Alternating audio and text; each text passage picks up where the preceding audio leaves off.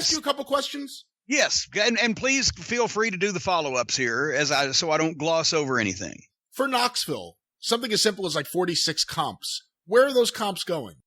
Oh, okay, and you're going to see more of that because for 46, it was radio stations and a few of the boys.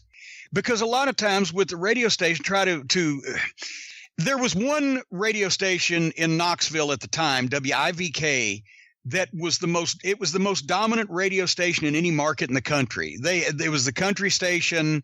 It was not only that, but it was the station everybody listened to.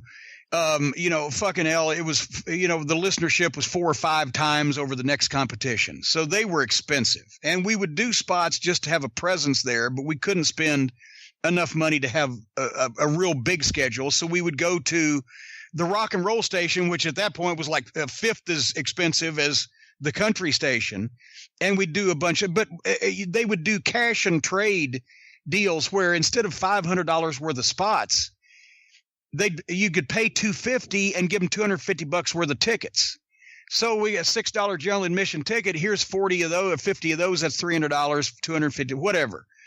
So the 6 may have been just because one of the boys brought somebody and we wanted to give them a seat or a place that they could be watched and feel comfortable. But generally it was radio station. Then as we get later on in the summer, when we started landing some sponsorships with car lots or Popeyes or whatever the case, I know it was Church's Fried Chicken later on, but no, it was Mrs. Winters. I've gone through every fucking chicken place.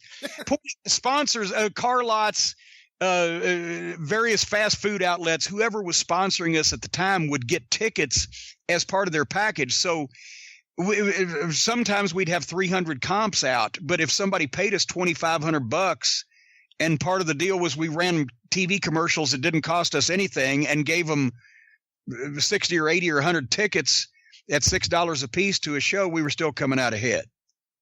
So that's where comps would and there were usually no comps on spot shows because if you came with the sponsors, you probably work in the show or kids that were hanging around. And if you came with the boys, you just sat up in the fucking bleachers.